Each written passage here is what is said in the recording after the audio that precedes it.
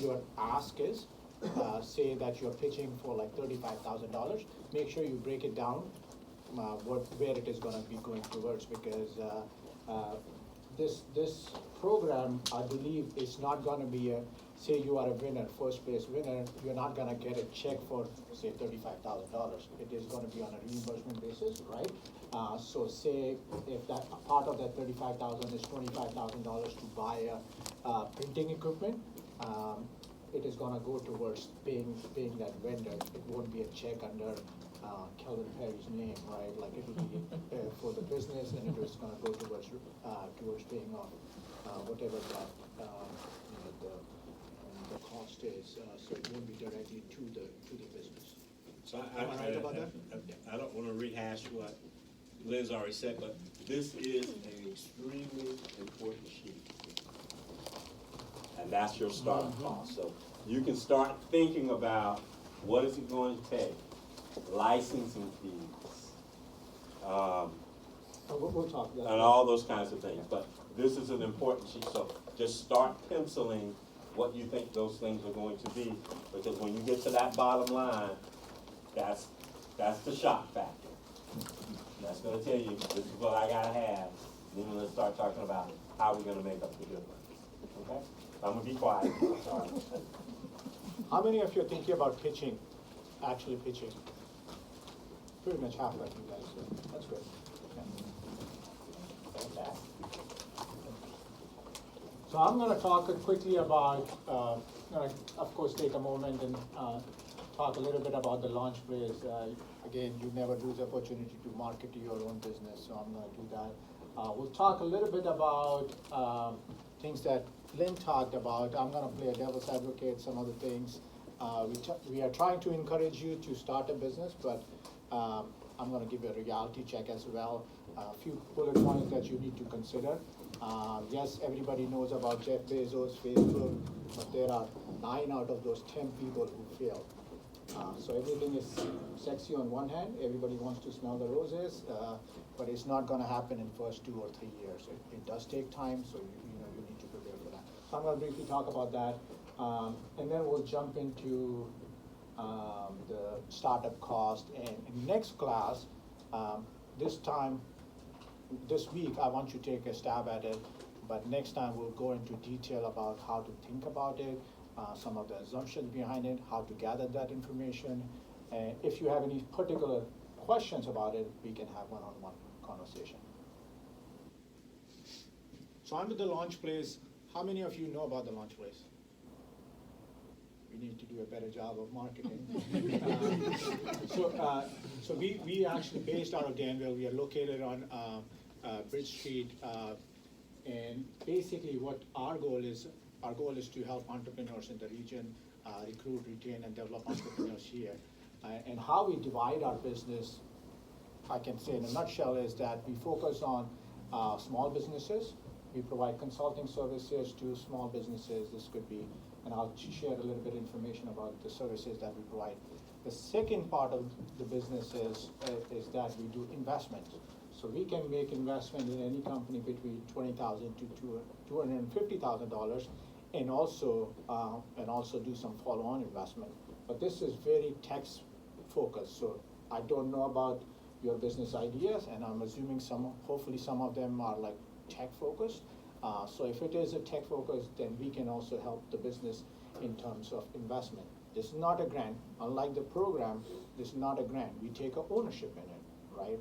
So our goal is to help you grow the business, and hopefully the pie becomes bigger. So even if you have a smaller chunk of ownership in the business, then if the business grows, then our share will grow as well.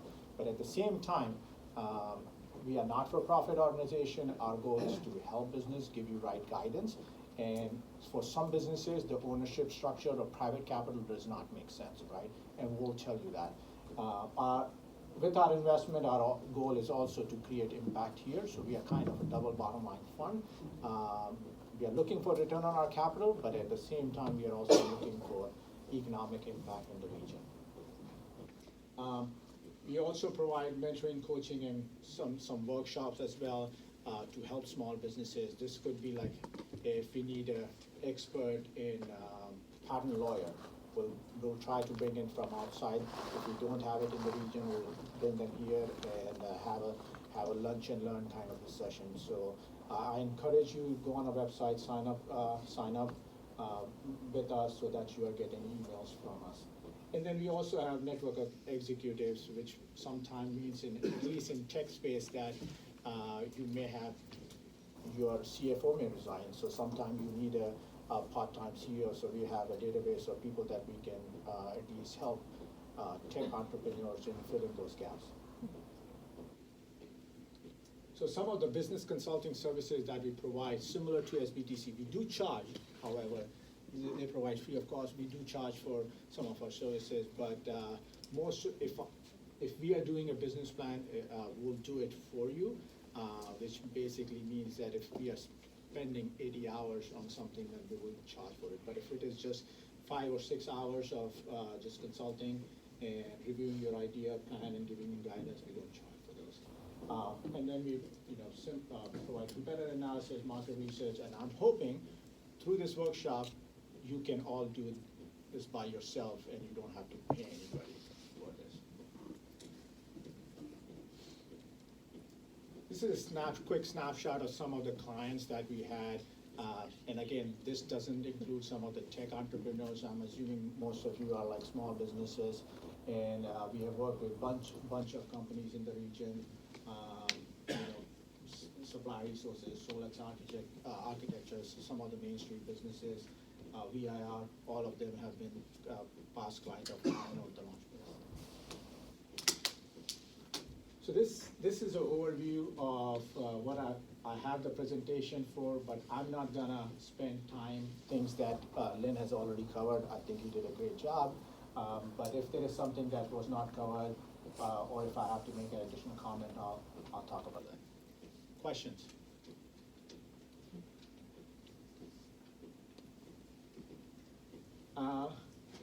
Then talked a little bit about the business plan. Why do you need a business plan? One of the important things is that we talked about you need a business plan because you want to take it to a bank for a loan.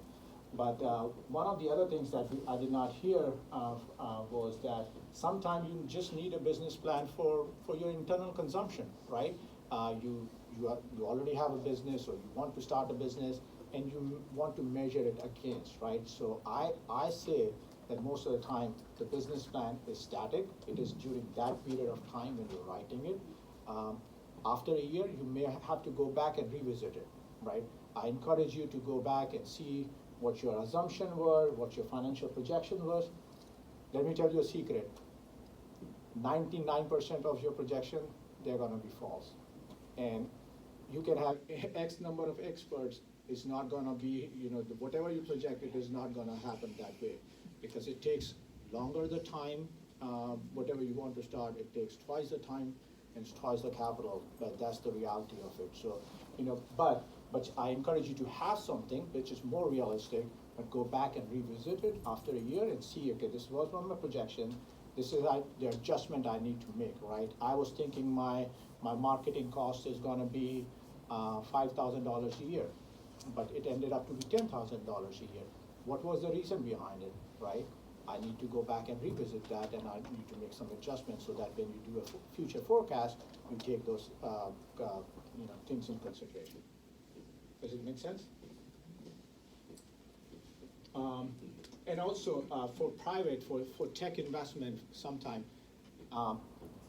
we don't ask for a business plan. We do ask for all the content in the business plan, but we encourage that you don't spend too much time on just writing a business plan. You can do that in a presentation format. It contains everything, but it is in more supporting way. But it also, with that, we do ask for tons and tons of due diligence documents or checklists, which basically includes everything, your research, your tax documents, your competitor analysis and all those other things. But in investment world, at least in tech space, they don't encourage you to have like a booklet or a business plan. But for this purposes, we do require you to have a business plan. Again, like Lynn said, it doesn't have to be a thesis. It has to be very succinct. so that you get your idea across, and at the same time, you touch base on all the main components of it. The other, sometimes you do need a business plan for like a grant or something that we are doing, right? Like a grant or just a loan program, so you may need a business plan for that as well. Content of business plan, I'm not gonna touch base on that since we have basically covered that, some of the details behind it, so I'm just gonna skip through it. And I think when you jump into it, one of the things that competitor, I hear this all the time. I have, oh, my business or my business idea, there is no competition. I hear this all the time. But sometimes status quo is a competition too, right? The part of your business might be that launching a new product, right? Or new service. So that means that there's nothing existing which is in the market, but you need to spend a lot more in education, right? Because the customer may not even know about that service that you're providing or how it can help you cut down costs, if it is business to business product, or if it is a new iPhone, for example. When it came out, there was nothing like iPhone, right? But it was a new market that was created by them, and they had to spend a lot of money on educating the customers. So a lot of time, you may see that, hey, there is no physical entity or physical business that is out there which is similar to your business, but then there is a lot of status quo, which I call it. It is also a competition. To break that, you need to spend a lot of money and time and effort on educating your client base.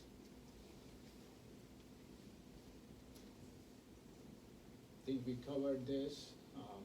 We'll have all those details. Financial analysis, we talked about it.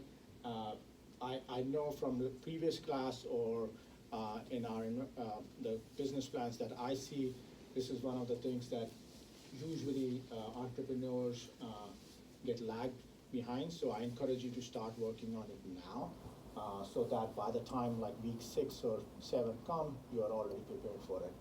And we talked about what are we gonna cover in financial projection. We need that startup costs. We will need like your operating budget, which is gonna be monthly reoccurring expenses. And we'll do a break-even analysis. Again, in next class, we'll touch base on like the formulas for that and how it is calculated. And today, I just want to give you a highlight of it.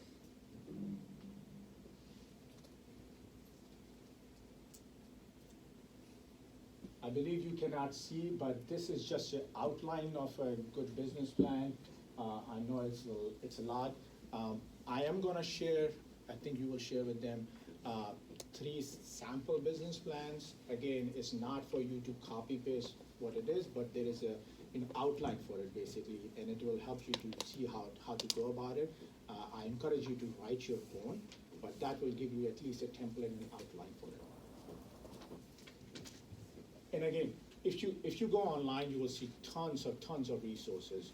Does it matter if you have your competition section before marketing strategy? Not a lot. So basically it is online. You just need to make sure that you cover it. It doesn't matter where it is covered. You just need to make sure that there is a flow to your business plan. Again, this is part of the table of content. You will see that in the sample outlines that we share with you. This is one thing I wanted to talk about, reality check, commitment, right? It takes a lot of effort, time, money, energy to start a business, to be an entrepreneur. Like I was saying, it is sexy that, yeah, I can be $1 billion Mark Cuban, but that's not how the reality is. You gotta make sure that, you are committed to it. It is easy to think that, hey, yes, I can, take a vacation. But in reality, if you are a small business owner, you are taking business with you whenever you are going to a vacation. If a client calls, you have to pick it up, right? You cannot have that, unsatisfied client. So, you gotta make sure that that's part of, that comes with being a business owner. The other thing is risk tolerance. We talked about like risk. Important thing is that you need to understand that, hey, it's not only your personal risk, it is also your household's risk, right? Your spouse's risk tolerance, right? Can you go without a paycheck? If you have a job, you know you have if you're performing, you will have a standard paycheck, monthly, monthly, whatever it is. If you are a business owner, you may have to go without paycheck, at least. Trust me, early on, it will be without paychecks for a few months. It can turn into a year too. So do you have the capacity to sustain not only yourself, but your household for that long? Right? It is important to consider that before you jump into it. I personally highly encourage not to quit your job if you do have a full-time job and jump into starting a business. I mean, that's the reality of it, right? We talked about the sexy side of being a business owner, being like a tough guy, but reality is a lot of people don't talk about it. But the truth is that a lot of businesses, it takes a lot of energy, it takes a lot of effort. So that's why I encourage you to talk to other businesses, right? There's a time that you are stressed about. You have not taken a vacation in like 2 years, right? Or you every night you are coming home late. So there is a lot of stigma behind that hey, you don't want to talk to bankers about it because you have taken a loan, or you don't want to talk to your investor about it because it is perceived to be that you are not strong enough, right? But that should not be the case. The new theories suggest that you need to have talk to other business owners, have work groups, so that you can share your concerns and how to go about it, because it will happen.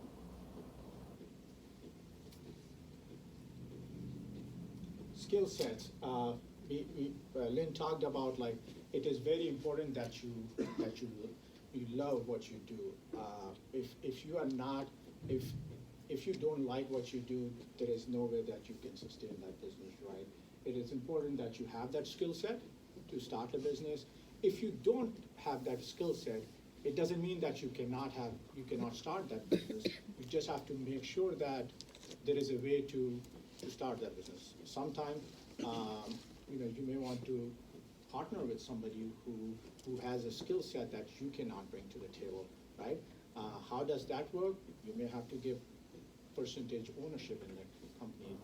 In that case, it might be instead of LLC, it might be a partnership, right?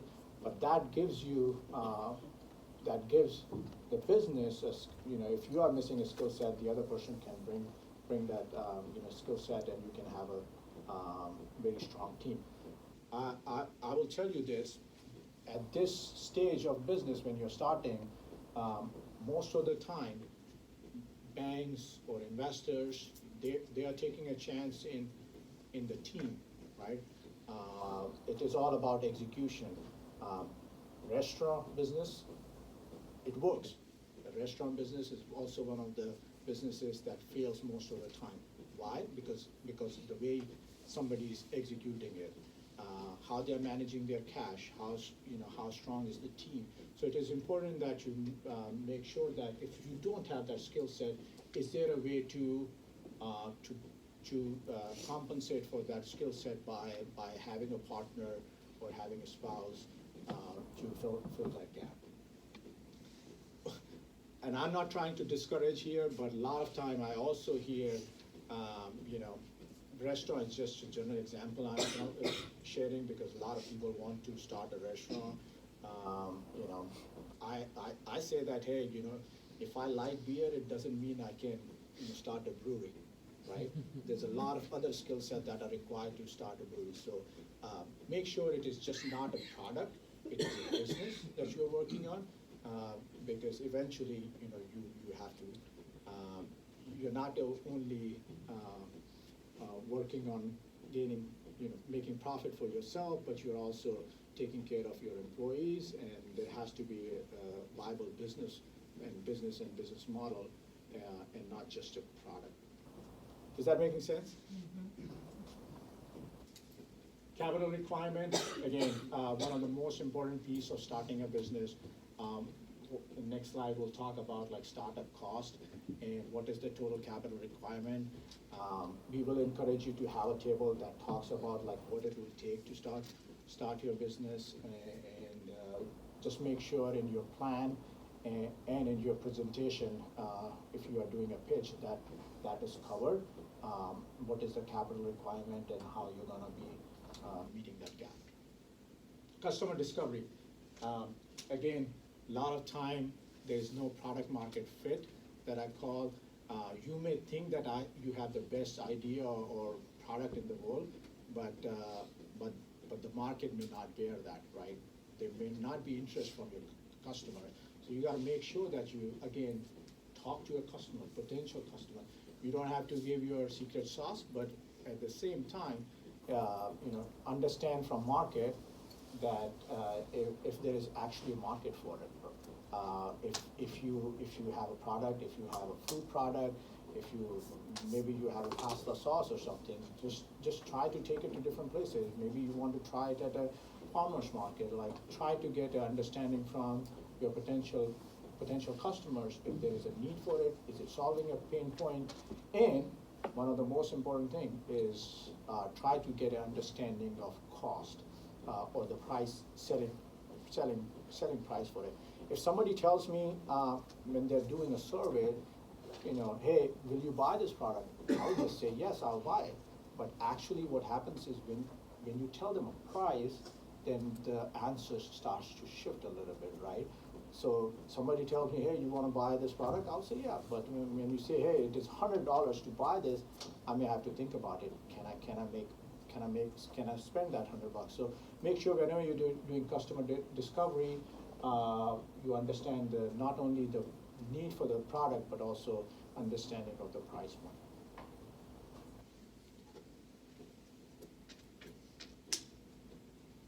So you guys have all this wonderful booklet. I encourage you to go to the sheet 9.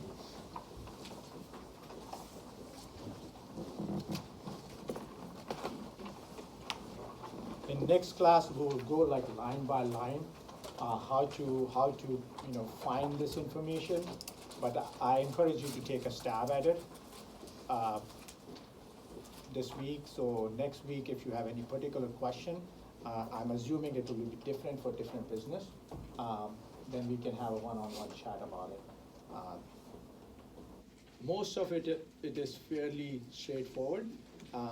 But to be actually, I said that projections are gonna, nobody's gonna be able to attain those projections, but you want to be as realistic as possible. And to be realistic, you wanna make sure you go to the market and get the actual numbers. So for example, rent, or here it is land, you may not need a land if you are just renting a space.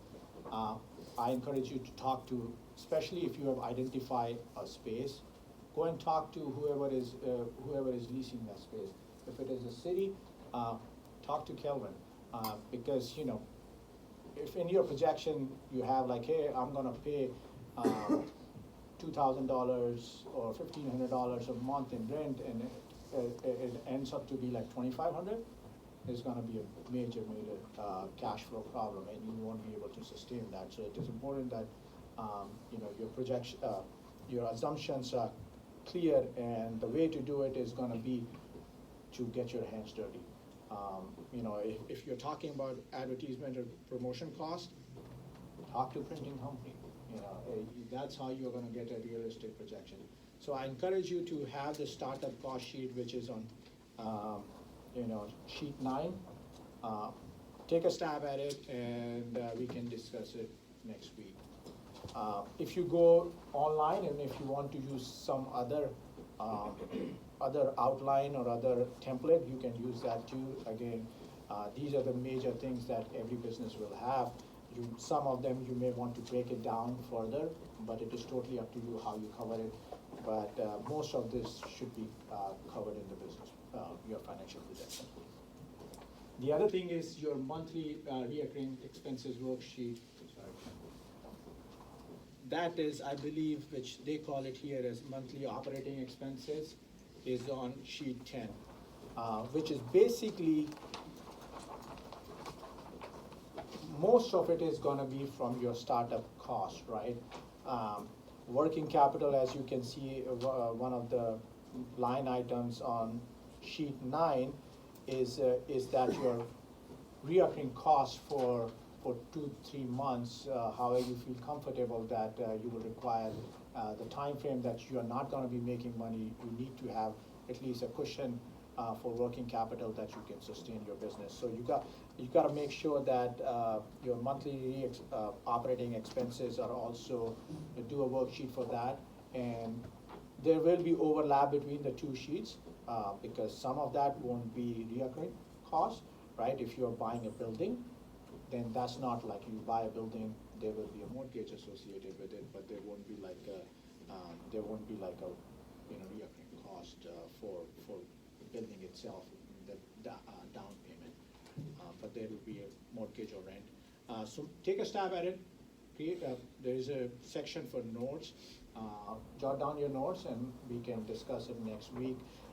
Some of them you may have to, and we'll talk about it next time, that how do you calculate some of these. Sometime it is that you may have to get like a percentage of something, sometimes you may have to do a lot of industrial research, that how, especially if there are standard industries like restaurants, restaurant, or you can find a lot of costs online, but I encourage you to find like costs associated with the region that you are in. Rent here is gonna be different than rent in Raleigh or Charlotte, right? So please make sure that you have costs associated if you're using local vendors, that you get like costs from around here.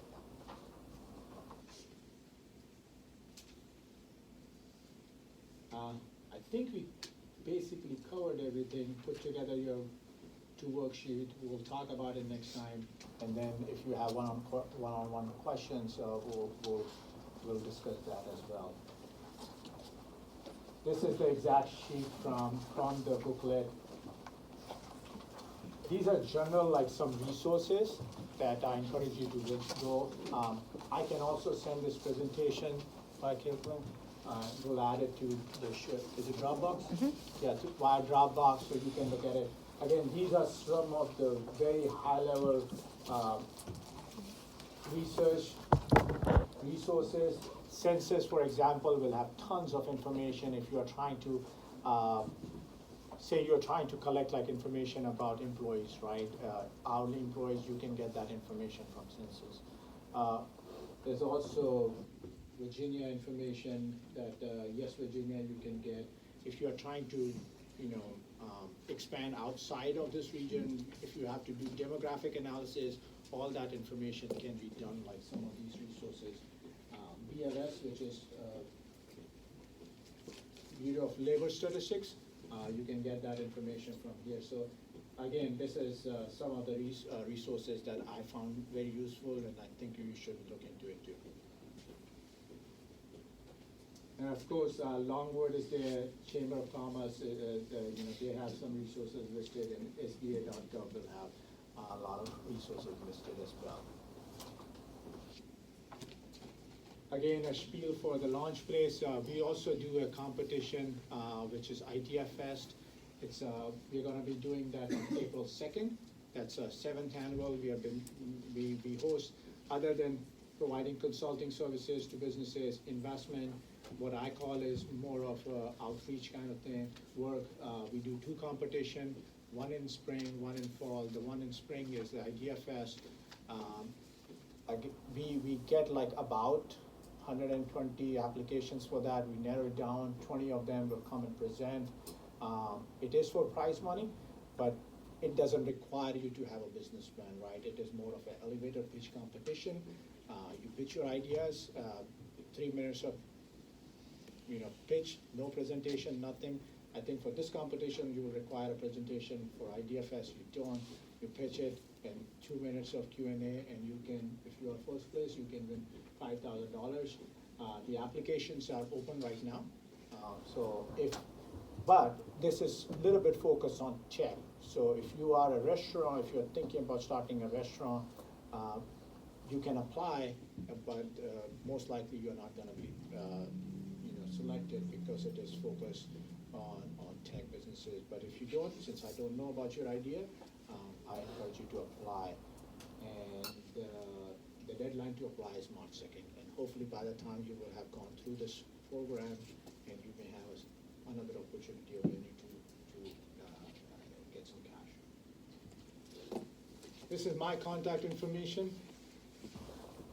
And I will also leave my business cards here if you need to grab that, and if you have any particular question, if you wanna sit down, it doesn't have to be through this program, we can set up a one-on-one, and I can help you with your planning, review your idea, give you some suggestion, or point you in the right direction.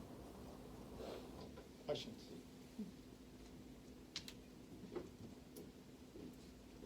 I think that we're gonna try to be here, let's say about 5:15, 5:30 before class, so if you wanna come a little earlier, if you have any questions, you're welcome to come in before class start. Caitlin's put together a Dropbox link Yes, that all of this stuff will be on, that you'll be able to go to refer back to later on as well.